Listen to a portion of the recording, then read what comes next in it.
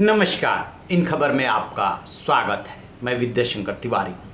प्रधानमंत्री नरेंद्र मोदी ने कल अयोध्या में राम मंदिर का नींव पूजन कर दिया। इसके साथ ही मंदिर का निर्माण कार्य शुरू हो गया। इस तारीख को इतिहास में दर्ज कराने के लिए उत्तर प्रदेश के मुख्यमंत्री योगी आदित्यनाथ और ट्रस्ट ने कोई कसर नहीं छोड़ी। पूरी अयोध्या दुल्हन की तरह सजी हुई थी और दुनिया ने इसको देखा।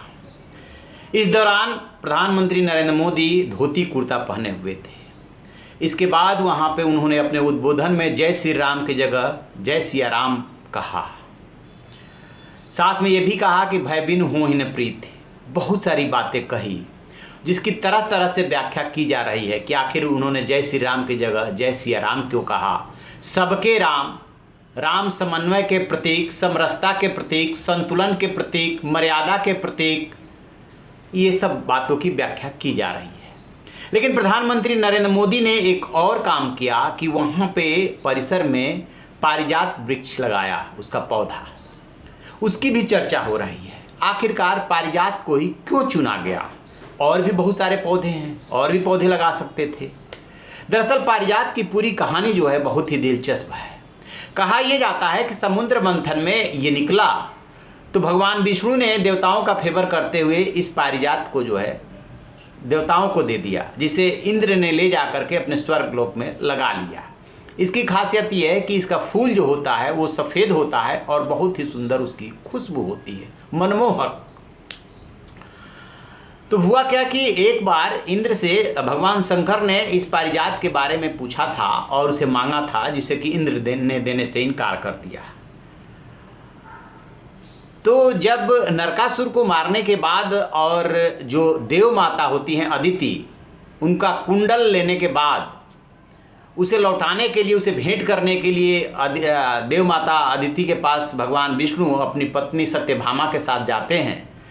तो वहाँ पे जैसे ही सत्यभामा उस खुशबू को सूंघती है, उनके तक वो खुशबू पहुँचती है, तो फिर वो मोहित हो जाती है कि ये किस चीज़ की खुशबू है, किस चीज़ की सुगंध है, कहाँ से आ रही है।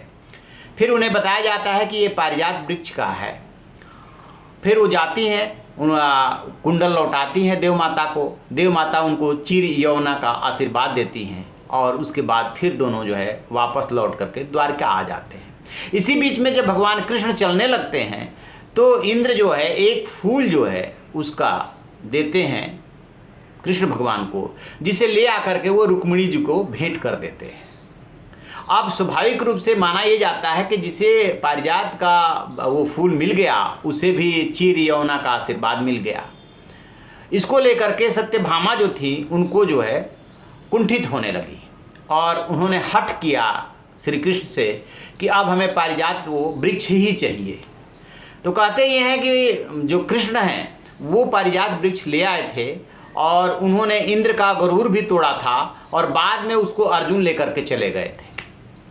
खैर, ये तो कहानी है वो जो चली आ रही है।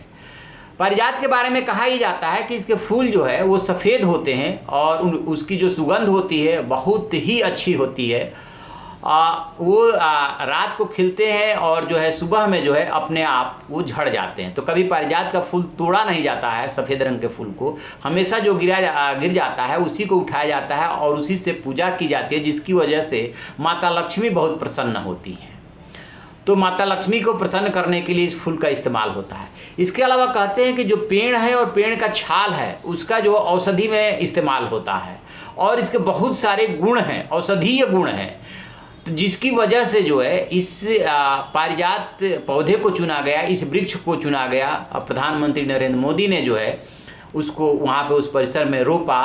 तो इसका अपने आप में संदेश है कि पारिजात क्या संदेश दे रहा है। ये संदेश दे रहा है कि जो भी सुगंध निकलता है किसी भी वृक्ष से, जो भी औषधि निकलती है उस पर कोई जाति और मजहब नहीं होता है, वो सबके लिए होता है।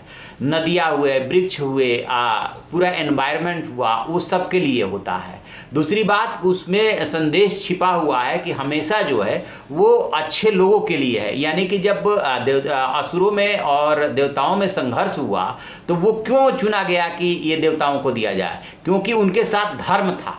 इसलिए बहुत सोच समझ करके पीएम मोदी ने पारिजात वृक्ष को चुना। उसके औषधि गुण को देख करके, उसके सुगंध को देखते हुए, माँ लक्ष्मी को प्रसन्न करने की उसमें क्षमता है, भगवान को भी वो पसंद था, इसलिए पारिजात वृक्ष को लगाया।